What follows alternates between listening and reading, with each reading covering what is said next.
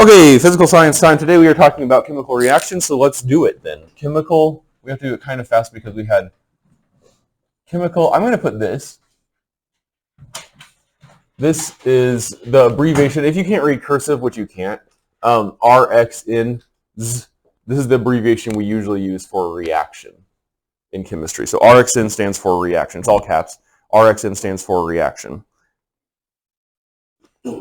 And we're talking about chemical reactions. What is of the cross-cutting concepts that you see up there on the wall, patterns, cause and effect, scale, proportion, and quantity, systems and system models, energy and matter, structure and function, and stability and change, give me some reasoning, make a claim and provide some evidence for which of those you think applies to chemical reactions.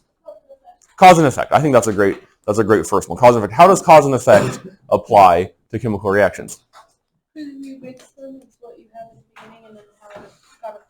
Yeah, because there is this substance or substances changing. The effect is this new substance or substances. And that's one thing we should write down, is that the substances, you know what I mean by substance, right? We talked about this in chapter 17, I believe, which it ends up being like 2 months ago for us, but the substance or substances that react are different than those produced. I'm going to underline 2 words here. What do you think I'm going to underline? No? Maybe. I might at some point, but I'm not doing that right now. What do you think are the 2 key nouns in this sentence? React and produced. Yeah. And actually, when I say nouns, I mean verbs. So that's because I'm good at English too. What other CCC, what other cross-cutting concept do you think applies to this? I can think of one, to me, I wouldn't say better, but there's one that I really want to focus on. Structure and changing. Okay, structure and function, I like that. That's not the one I was thinking of, but let's make a case for structure and function to me. They all do apply, BT does. That's why they're called cross-cutting concepts. But how does structure and function apply? Yeah, exactly. Let's actually put that too. The structure, I'm going to put up here in parentheses, atomic or molecular. Structure of the substances determines bonding. I'm going to put in quotes availability. What is that which might be or may not be available for them to bond? Availability. I think I'm right already. If I'm not, don't at me. Put in the comments how to spell availability correctly. What structure of the universe determines whether or not these things can or will bond? Primarily what? What thingy? What of the 3 basic thingies is going to determine whether they bond or how they bond? No? Yeah, okay, the electromagnetic force, but what thingy? What? It's hard to say particle because it isn't really quite. Electrons, specifically the valence electrons, okay? So the atomic or molecular structure of the substances determines bonding availability. This is the valence electrons. Give me another one.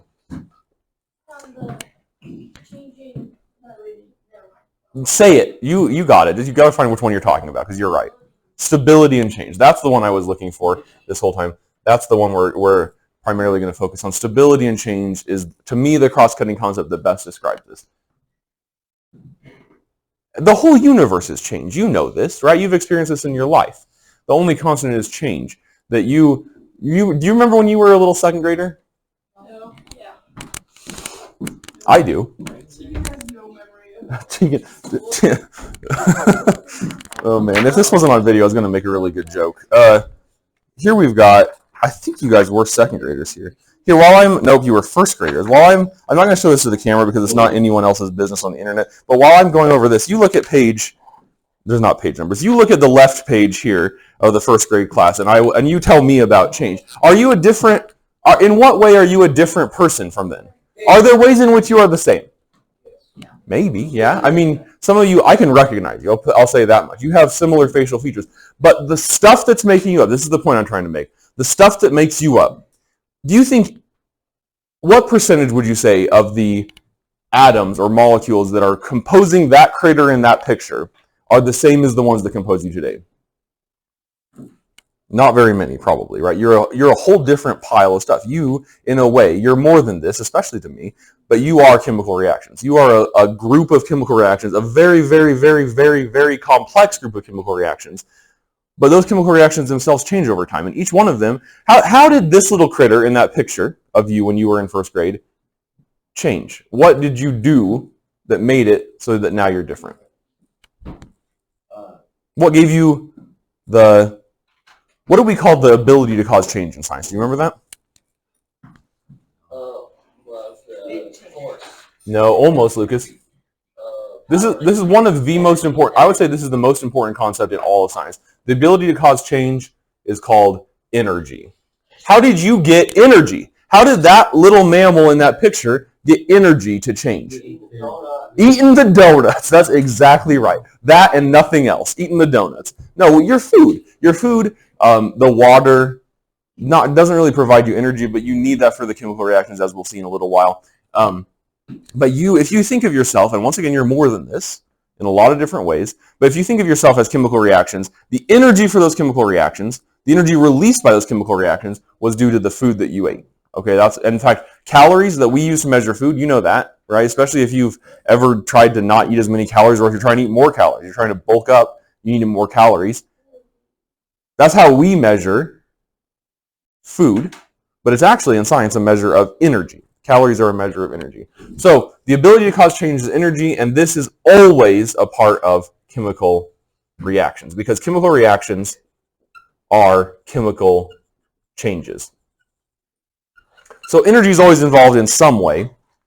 That doesn't mean that even though the food, your metabolism, gains energy by breaking down the food that you eat, that doesn't mean all chemical reactions release energy. In fact, there are two, you remember these vocab words? What are they that relate to the energy flowing in or out of the chemical reaction? What are your vocab words that relate to energy? This. There are two. Synthesis reaction? No, that's a different kind of categories. Right? Remember, like, there are different categories. Like, I could categorize you all by your hair color or by your height, maybe. There are different ways to categorize chemical reactions. The one you're talking about, we'll talk about in a little while. Nope, that's a different way. Almost, Josie, not quite that, because that one's specifically about heat, but we're looking for the ones that are about energy broadly. There we go. So write these words down. Well, you already have them, but you have endergonic and exergonic.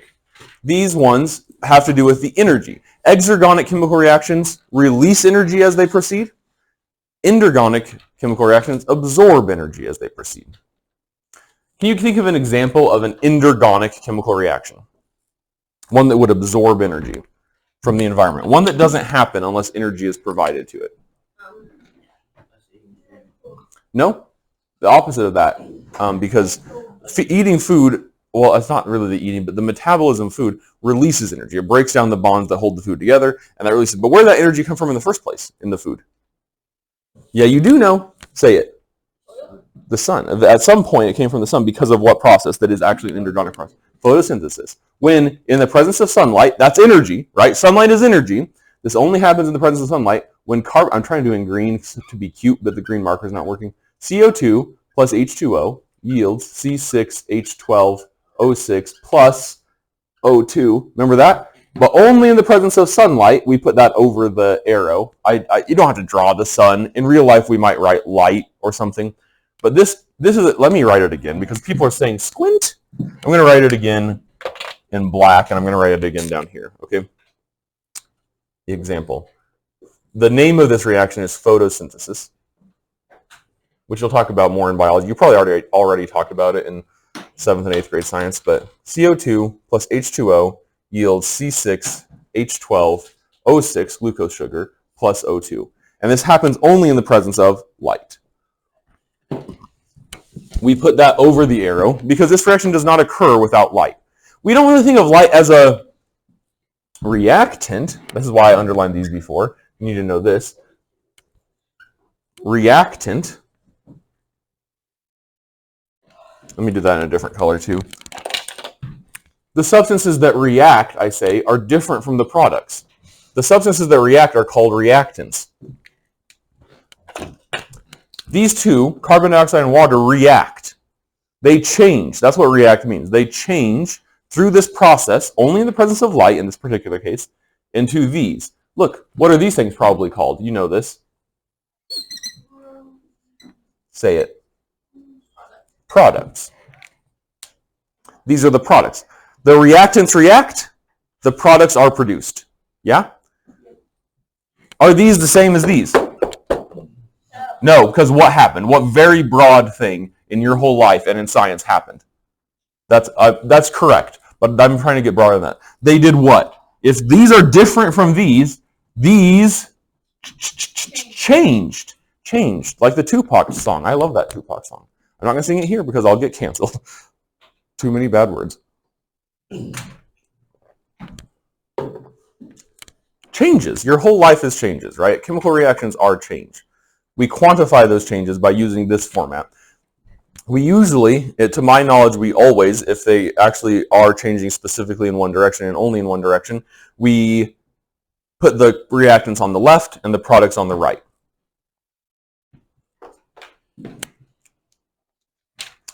Now, astute observers of Antoine Lavoisier's law of conservation of mass, let me write that little phrase over here again.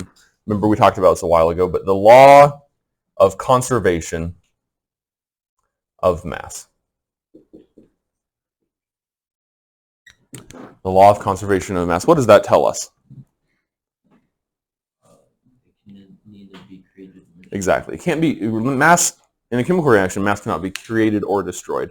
Let me just make a little side note and say that we know, in actuality, that mass and energy are equivalent in the universe, and that the equation E equals mc squared tells us that those two are convertible. So really, the law of conservation of mass is a subset of the law of conservation of energy. But for now, it's going to be useful for us to think about it as the law of conservation of mass. Do you see problems with the way I have written this skeleton equation? That's what this is, a skeleton equation. This is part of your bell work too. You see problems with the way I've written the skeleton equation that would violate the law of conservation of mass? Yeah. What? You got more than Exactly. Somehow, I have 6 C's over here. And on this side, altogether on this side, how many C's do I have? 1. So that's a violation of the law of conservation of mass. If this were in strictu sensu, in the strictest sense true, where did the 5 other carbons come from? Well, it isn't. It doesn't happen in that way. And then to make it right, we do this process called balancing. We balance the chemical equation. We must balance the chemical equation to make the reaction true, to make the law of conservation of mass hold true for this particular reaction.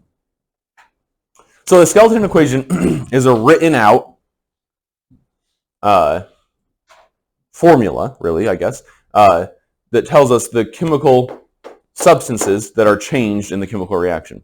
Is there another way to write this? Well, yeah, the way I said it. I could write it, there's such a thing as a word equation. If I say the words carbon dioxide plus water yields glucose sugar plus oxygen, I could write that out. Like, I could write, instead of CO2, I could write CARBONDIOXIDE, right?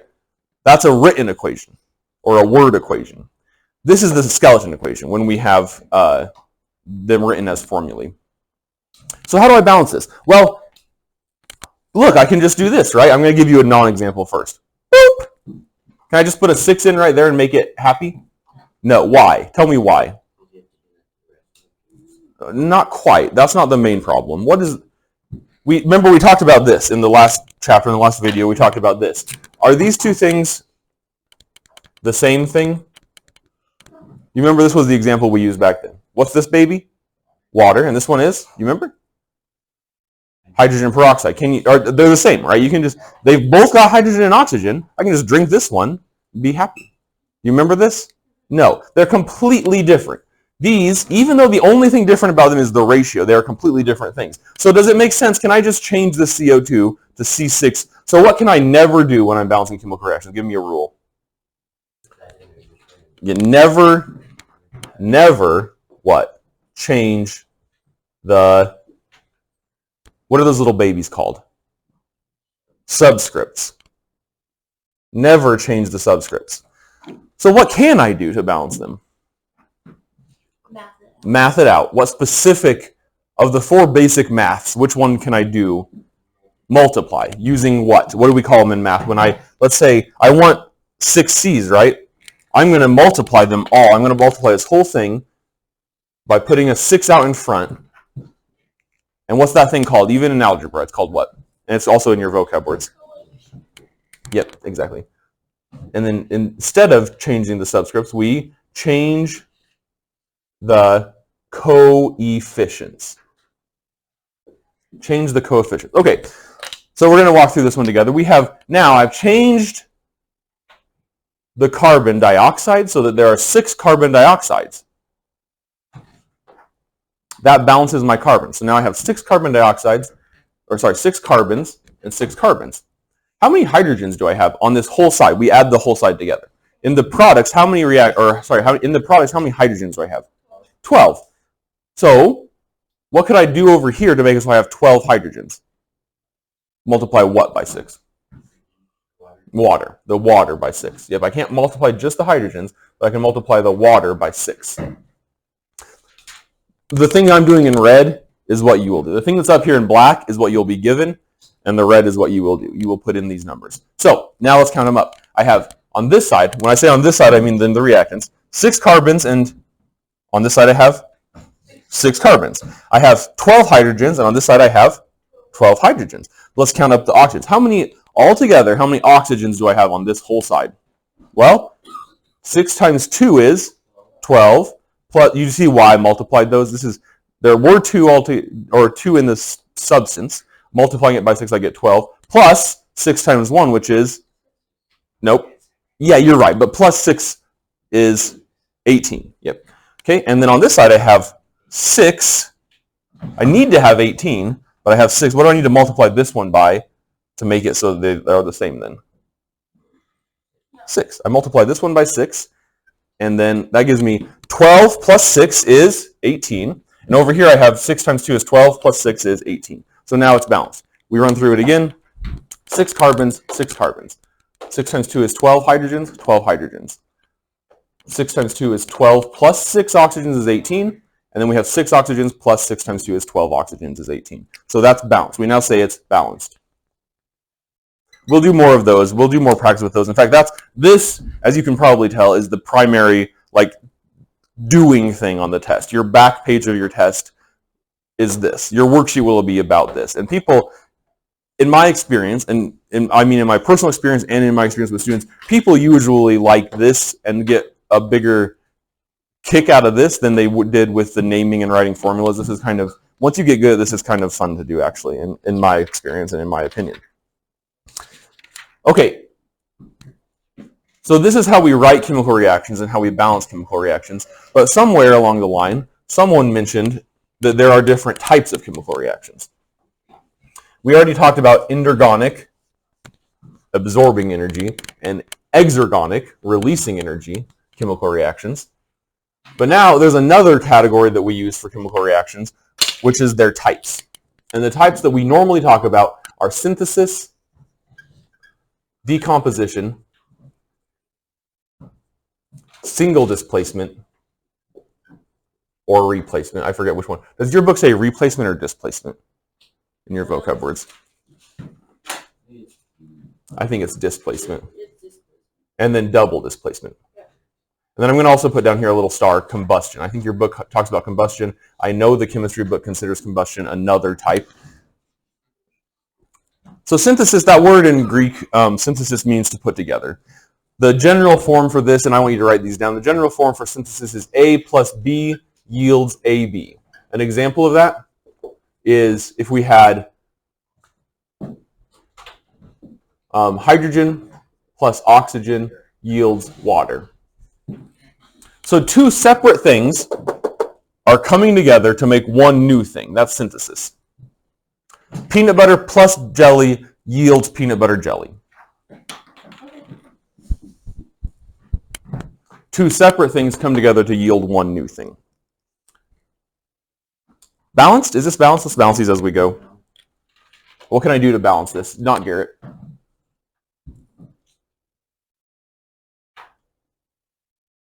Answer me basically, what is the thing I'm capable of doing? What in general can I do to balance this? I can add what? Or I can multiply them by more than just 2. I can multiply them by what? By a coefficient, a number. Okay, so multiply what by 2, Cody? No. I have 1 O over here and I have 2 over here. We'll multiply the water by 2, right? Because I can only put the coefficients out of the front of the formula. So I multiplied my O's by 2 to get them to match, right? By multiplying the water. Now what must I do to make that other side balance now? Multiply the H by 2. You're right. There we go. So now we have 4 H's, 2 O's. 2 times 1 is 2 O's. Okay, so that one's balanced. Okay, decomposition is kind of like the opposite, or I shouldn't say the opposite, the reverse of this. AB yields A plus B. An example, so we have a thing that's stuck together and then it falls apart. An example is hydrogen peroxide producing water and oxygen gas. Let's balance that one. Well, is there a problem with it so far? Yeah, we have, right, so what should I do? Cancel one. Can't do that. You can't change anything about what's written. All you can do is put in coefficients. Okay, let's multiply the water by 2, and that we get 4 hydrogens, and now we have 4 oxygens. What can we do to this one to make it be like that? Multiply it by 2. We now have 4 hydrogens and 4 oxygens on both sides. Okay. Single displacement, we have AX plus B yields AX plus B. Whoops, it does not. BX plus A. This is the one, we talked about this in the lab. This is the one where, in fact, I'll just use the lab example that we had. We had silver nitrate plus copper yields copper nitrate plus silver. Copper 1 nitrate plus silver. I love to use this little analogy, but it's like 2 people are dating and there's a lonely dude, and the chick decides that she wants to be with the lonely dude instead, and so now the first guy is lonely. They switch in that way. They've been displaced. So the silver nitrate, these guys were together, and the copper came along, and the nitrate's like, ooh, copper's looking good, and so now it's copper nitrate and silver. This follows, whether this happens or not, follows this activity series here that you can find on page, whatever page I'm holding up. Answer, will someone please tell me? This little gray box up here. What page is this? 643. And anything higher on the list will replace in a compound anything lower on the list. You can think of it as you're a shallow girl or boy, I guess, and this is a list of the attractiveness of people. And so if another one comes along, you'll switch out the person you're with right now to be with this other person. Yeah, I know how it is to be in high school. So silver nitrate, the nitrate was with the silver, and then copper came along, and copper you'll see is higher on this list than silver, and so the nitrate switches to be with the copper now. Don't let it happen to you. Okay, next we have double displacement. AX plus BY yields AY plus BX. They've switched their partners. The example we did in the lab, sorry, back to this. Hey, is this balanced? One silver. Yeah. Nitrate, we balance as a nitrate. If it stays the same on both sides, we can just think of the nitrate as its own thing. One nitrate, one copper. It is balanced, so I'm done, right? Be careful. What I want you to do, at least for this part, is I want you to write the word balanced, good job on the marker, underneath it or next to it or something, because if you don't do that, to me that's just you didn't do the, it's okay. You didn't do the problem. If you do write balanced, that lets me know that you did it, you analyzed it, but the answer is that it's already balanced. Last one example that we had was we started with potassium iodide and added lead 2 nitrate. And then we ended up with potassium nitrate plus lead 2 iodide. So these switched.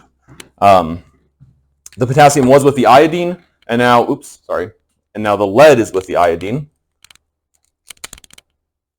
The lead was with the nitrate, and now the potassium is with the nitrate. They just switched. These aren't balanced. Let me just balance this one for you real quick here. If we just put a 2 here, that balances it. I opened up 2 here also. There we go. These are the kinds of chemical reactions. We didn't get to combustion, and I put a star next to combustion because combustion is any kind of reaction where something combines with oxygen and then releases light and heat, if it starts on fire, basically. And it can be any of these other ones. So they can all, like, it could be a synthesis and a combustion reaction if it combines with oxygen and starts on fire. Bye!